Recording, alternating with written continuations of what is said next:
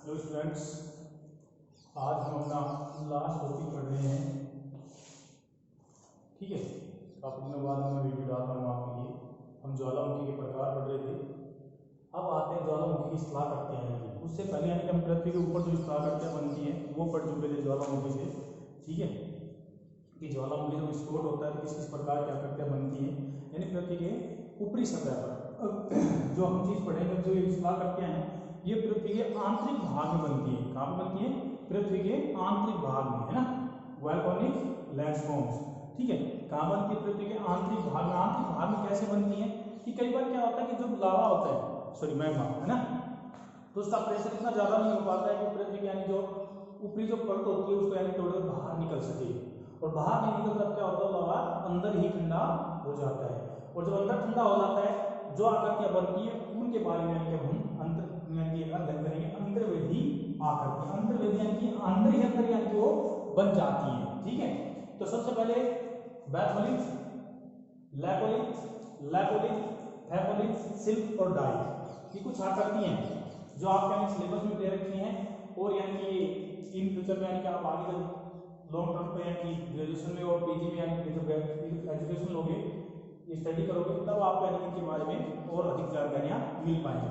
तो batholith, lopolith, phacolith, silk और die, ये क्या है? ज्वालामुखी द्वारा निर्मित आग्नेय इस अंतर्वेदी आदि क्या करती हैं ज्वालामुखी के द्वारा। समझ लो कि ज्वालामुखी का जो मैग्मा होता है वो बाहर नहीं निकल पाता है और पृथ्वी का आंतरिक गर्भ में ही ठंडा होने लग जाता है, तब ये आकृतियां निर्मित होती है। इनको अंतर्वेदी आकृतियां कहा गया। क्या कहा गया इनको? अंतर्वेदी आकृतियां। ठीक है, ये सारी किसकी बनी हुई होती है? आग्नेय शैल। आग्नेय शैल किससे बनती है? अब आपको पता ही होगा आग्नेय शैल किससे बनती है?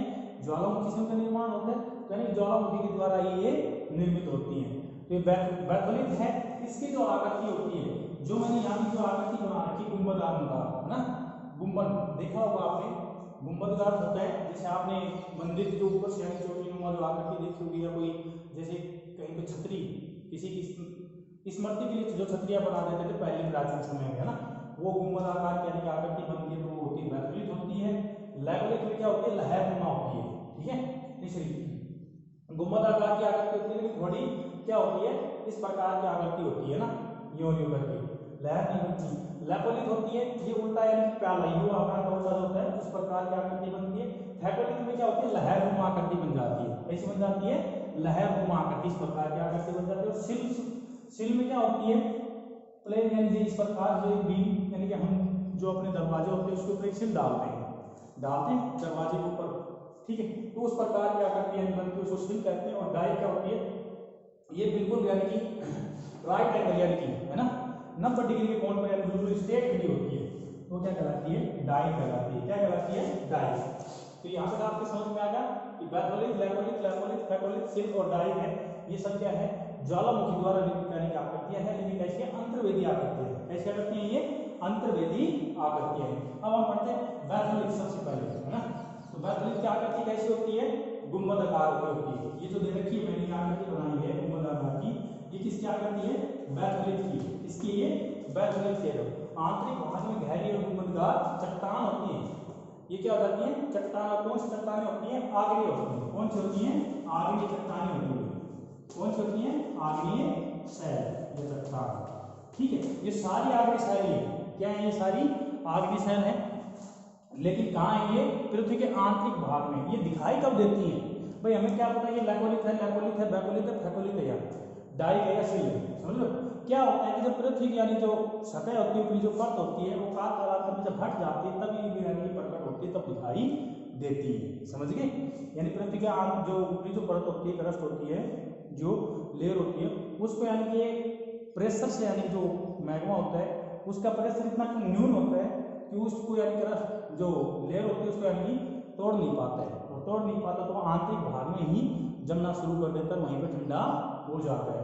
जब ठंडा हो जाता है तब इस प्रकार की आकृतियां बनती है। तो सारे के सारी जो है क्या कहलाएंगी? आग्नेय शैल कहलाएंगी।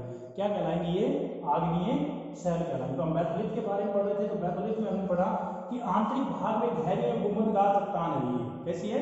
गुंबदाकार। ये जो मैंने आकृति बताई गुंबदाकार की, यानी इस प्रकार की आकृति की यानी कि ये बनी हुई होती है। तो इसकी आकृति से हम पहचानते हैं। इसमें स्तंभ होते हैं। स्तंभ का मतलब पिलर से है ना, कि वो स्तंभ होते हैं, ऊपर मेहराब नुमा आकृति होती है, मेहराब नुमा यानी गोल नुमा आकृति होती है। और ये किसकी बनी होती है? ये ग्रेनाइट की बनी होती है। किसकी बनी होती है? ग्रेनाइट की बनी होती है। इसका एग्जाम्पल, अब ये जो बैथोलिथ का जो एग्जाम्पल है, बैथोलिथ जो शैल है वो कहाँ है?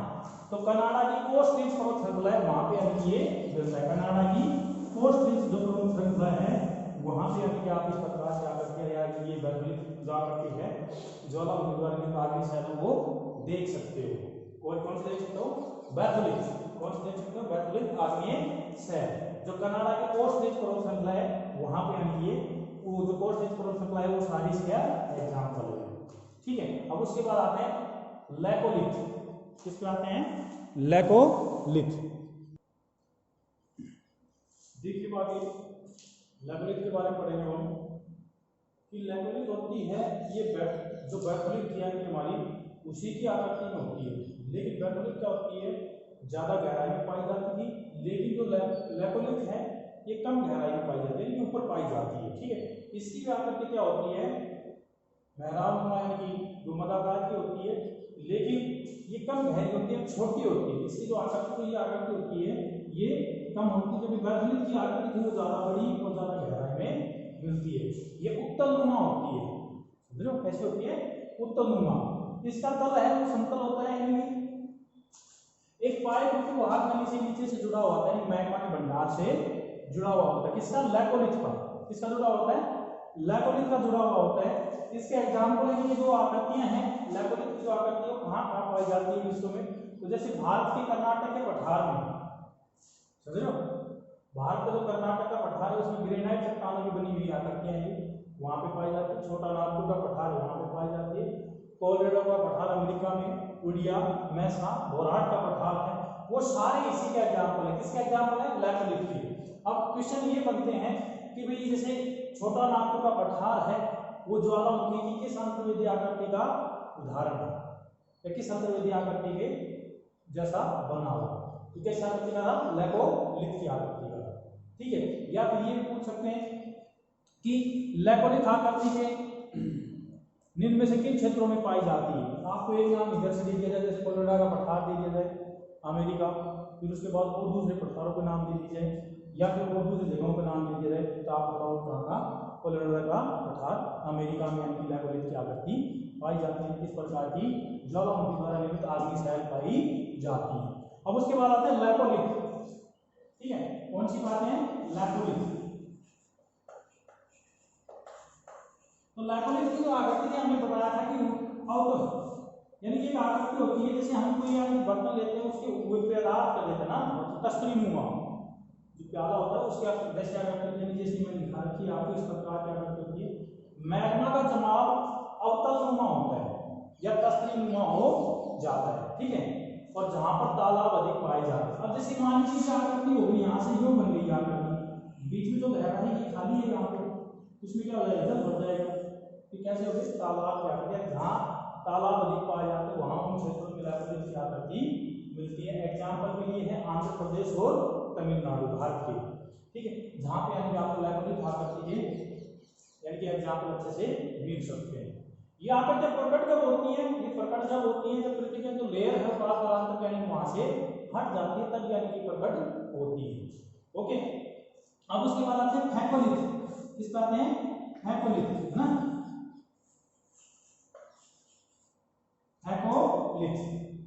ये आकृति होती है मैग्मा का जमाव ज्वलन के रूप में, यानी मैंने बताया था आप कैसा लहर नुमा हो, जैसे लहर बनी हुई है ना, यूं यूं करते हुए चलेगा है ना, इस प्रकार से यूं यूं आकृति बनी होती है, तो वो क्या कहलाती है? फैकोलिथ कहलाती है ना, फेंकते हैं उस प्रकार से। मैग्मा का जमाव ज्वलन के रूप में होता है, एक साथ अपनति में अवनति बनती है। अपनति और अवनति, अपनति तो कहते हैं या अभिनति बोल देते हैं उसको, अवनति को अपनति तो होती है यानी एंटी क्लाइन, एंटी क्लाइन। ठीक है, यानी जो ऊंचा उठा हुआ जो भाग है ये भाग है, ये क्या कहलाएगा? अपनति कहलाएगा। क्या कहलाएगा? अपनति कहलाएगा। जबकि जो नीचे वाला जो भाग है ये भाग कहलाता है अवनति या अभिनति, यानी कि सिंक्लाइन। क्या कहलाता है? ये सिंक्लाइन कहलाता है। ठीक है, यानी जब लहरनुमा आकृति बनेगी, एक बार नीचे गए, एक बार फिर ऊपर चले गए, फिर नीचे आए, फिर ऊपर चले गए ना, इस नुमा यानी चलती हैं, तो वो आकृति होती है वो फैकोलिथ की होती है। किसकी होती है? फैकोलिथ की। यानी कि आगे साइड में अगर आपको ऐसे आकृति मिल जाए और यानी कि पृथ्वी में आपकी तरफ से तो आप समझ लेना है वो फैकोलिथ का एग्जांपल है। जिन चट्टानों में यानी जो आगे सेल होती है उनमें अगर इस प्रकार की आकृति मिल जाए तो कौन सी होती है? फैकोलिथ होती है। उसके बाद जो अपनति जो भाग है इसका, ये वाला भाग जो ऊपर उठा हुआ भाग है, यहाँ पे गैस के चैम्बर पाए जाते हैं। क्या पाए जाते हैं? गैस के चैम्बर पाए जाते हैं, गैस मिलती है यहाँ पे, ठीक है। और जो यानी क्या अवनति अभिव्यक्ति जो भाग है, तो नीचे वाला जो ये भाग है, यहाँ पे पेट्रोलियम पदार्थ पाया जाता है, उसके भंडार मिलते हैं।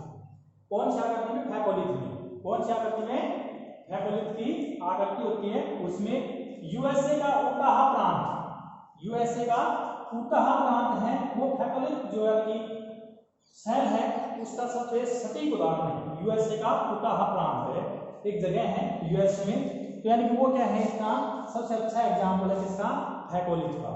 किसका? फैकोलिथ का। अब हमारी दो आकृतियां और बच जाती हैं, एक बच जाती है डाइक और एक बच जाती है सिल। डाइक और सिल भाई देखिए उनको भी आगे। अब देखिए बात, हमारी दो आकृतियां और बच जाती है सिल और डाइक, ठीक है। सिल की आकृति आप देख रहे हो कैसे, यानी पैरेलल होती है, क्षैतिज रूप में होती है। तो इसमें लावा क्या होता है कि जमाव क्षैतिज रूप में हो जाता है। इसमें मान लीजिए इस प्रकार है ना, ये हो गया इस प्रकार, जिसमें ये आकृति बना रखी इस प्रकार से नहीं। तो सिल में क्या हो जाता है, लावा क्षैतिज रूप में होता है। जमाव की मोटाई के आधार पर इसे दो भागों में विभाजित किया गया है। कितने भागों में? दो भागों में, एक सीप और एक सिल। सिप कब होता है? जब कम मोटाई वाला जमाव हो। मान लीजिए लावा कम मोटाई का बना हो तो क्या कहलाएगा? सीप कहलाएगा। क्या कहलाएगा? सीप कहलाएगा। और जब अधिक मोटाई का यानी तो सिल बन जाती है, यानी मान लीजिए ब्रोड हुई और ज्यादा मोटाई होगी, इतनी मोटाई है ना, ये क्या कहलाया? सिल कहलाया। आ गया समझ में? ये था इसमें कि ये क्षैतिज रूप में यानी कि पृथ्वी के आंतरिक भाग में क्षैतिज रूप में, यानी जब जो मैग्मा होता है वो लावा होता है वो ठंडा हो जाता है, तो यानी जब जमाव हो जाता है तो क्या कौन सा आकृति बनती है? शिलाकृति बनती है।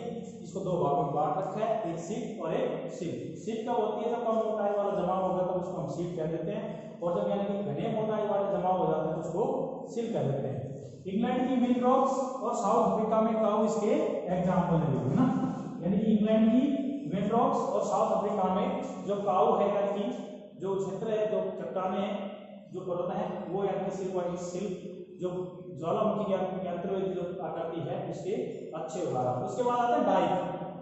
डाइक क्या होता है कि पृथ्वी के आंतरिक भाग में, यानी कि पृथ्वी के क्षैतिज नहीं होकर, समझो, यानी राइट एंगल यानी कि लंबवत, समझो कैसे? लंबवत यानी कि सीधा आकृति, यानी कि इस प्रकार से आकृति बना देता है, वो क्या कहलाता है? डाइक कहलाता है।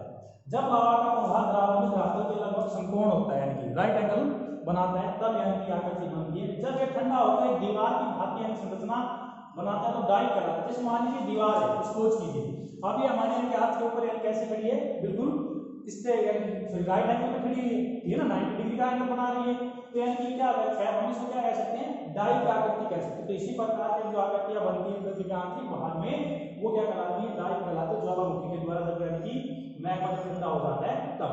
विक्टोरिया का जलप्रपात और रोडेशिया ग्रेट डाइक जिम्बाब्वे है ना, विक्टोरिया का जलप्रपात है वो इसका एग्जांपल है, और रोडेशिया ग्रेट डाइट है वो क्या है इसका एग्जांपल। रोडेशिया ग्रेट डाइट है जो जिम्बाब्वे में यानी कि है स्थित है आकृति।